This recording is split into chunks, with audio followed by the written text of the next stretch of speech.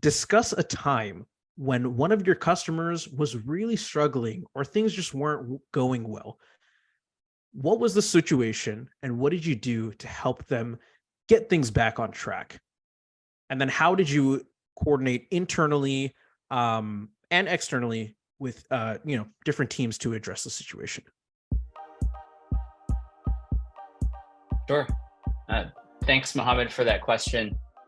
Um, so I think the most relevant experience I have for this question is when I was a customer success manager at a prior company. I'll just keep that anonymous for confidentiality. But I was a strategic customer success manager and assigned to some of our largest strategic accounts. And one of our accounts was using the product very heavily to create labeled data for their machine learning projects. And with 6 months to go to their renewal, I actually got an email from their CTO complaining about product stability issues and more recently, a large problem that we had caused because of a bug in our product. And basically, we discovered that through some of their support tickets and what they told us, our product was improperly resending content to their data labeling team to get labeled over and over. So they were duplicating their work. And according to the CTO, this caused roughly $80,000 of unnecessary work. Oh, So, considering that that's actually a big proportion of their whole contract size, this was quite a bit of a cost that we had inflicted on this customer. So, with 6 months to go to the renewal, one of the most strategic accounts that I had in my book, kind of in the red, I needed to really get the stakeholders at the customer aligned with our internal teams at the company and make sure that we could, one, mitigate the bug so that it doesn't create additional cost.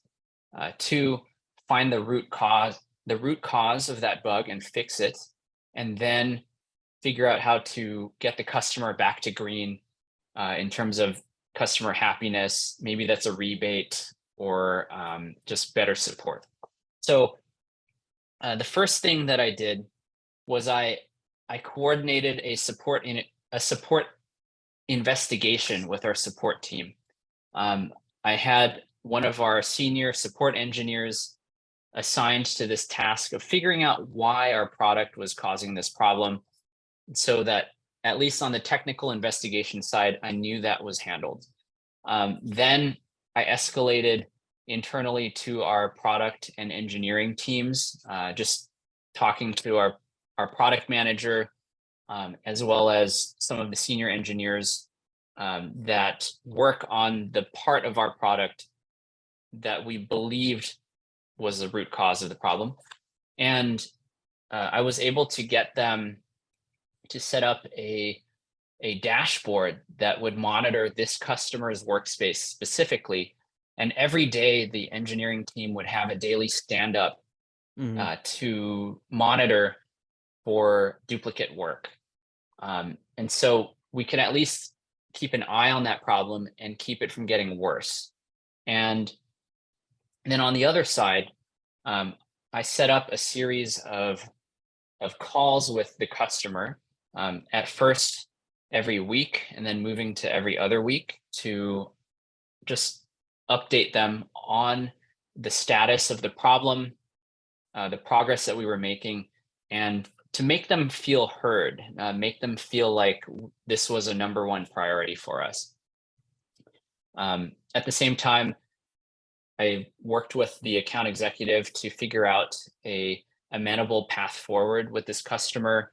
We ended up giving them really good pricing for the upcoming renewal and doing a bit of a rebate so that that additional cost was less painful to them.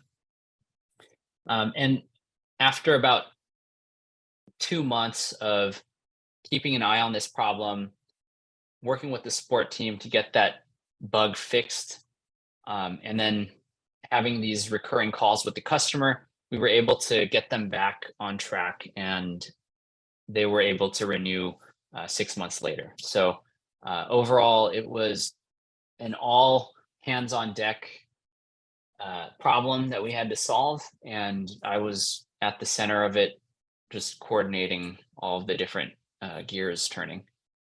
Awesome. So I'm going to take the interviewer hat off, but I still want to continue this conversation because it is something that does come up a ton when you're working in a, technical solutions or success role where, this is pretty common. One of your big customers, or really any customer that's going to come up, with a complaint like this, especially around renewal time, right? You think everything's going good, and then all of a sudden, the support tickets start coming in, or that email comes in of like, hey, I know we renew next week, but this is a big problem. Of course, in your case, it wasn't, coming up a week later, but I really like that you mentioned that cross collaboration between product and whatnot. Outside of, instances like this, I'm curious to know, how often did you work with product and engineering when it came to, customer feedback to improving the product? Is that something that, you were able to do, and that you were able to kind of develop a good relationship with, where, got to the point where the product managers are like, hey, can you ask the customer, if they would like A, B, or C, or like, I'd like to hear a little bit more about that, and if you could elaborate on that. Yeah. I feel like the most successful companies I've seen, especially in enterprise software, have a strong relationship between the product team and the customer facing side of the house, Mhm. especially on the post sales side.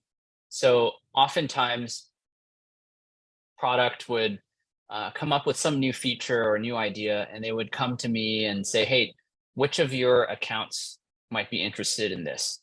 Yeah. And since I am intimately familiar with what all my accounts are doing, I could say, yeah, I think A, B, and C could be worth having a conversation with about this, and I'll help set up those meetings.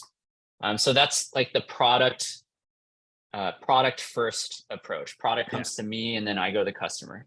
Um, the other direction is when the customer gives me a feature request or a complaint, and then I have to convince product to build things.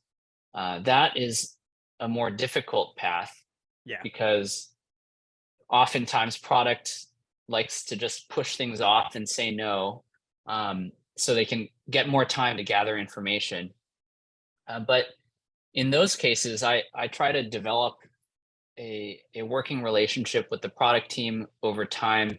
Right. And um, selfishly, I want my customers' features to all get built so that Yeah. they are happiest. So what I'll do is um, influence the product team by setting up really strategic meetings with the customer, and having the customer tell the product team themselves what they want, um, in their own words, and just kind of try to coalesce their feedback to actual moves on the product side. Awesome. Yeah. No, I mean, I think those are some great strategies, even for myself. I feel like, I'll try to implement those, having those strategic conversations with product and those large customers to try to get those features be built out, because, it's not just going to benefit that customer, it will benefit so many more customers. And then, of course, overall, make your product that you're trying to sell more valuable on the market, bring in that revenue, help hit those goals. I mean, it's just a domino effect of the impact that, something like that can have, in the market, the company, whatever it may be. But awesome. Nick, I think you did a great job at answering that question. And yeah, for those of you who are watching at home, if you enjoyed this video, please make sure to give it a big thumbs up, comment, subscribe, and most importantly, share this video. Like I always say, if you or someone else you know is going through the SA interview process, or you want to just skill up as a solutions architect, solution engineer, please make sure to share this video, with those who you think would benefit greatly from it. But again, Nick, thank you so much, and we'll see you all in the next one. Thanks so much for watching. Don't forget to hit the like and subscribe buttons below to let us know that this video is valuable for you. And of course, check out hundreds more videos just like this at tryexponent.com. Thanks for watching, and good luck on your upcoming interview.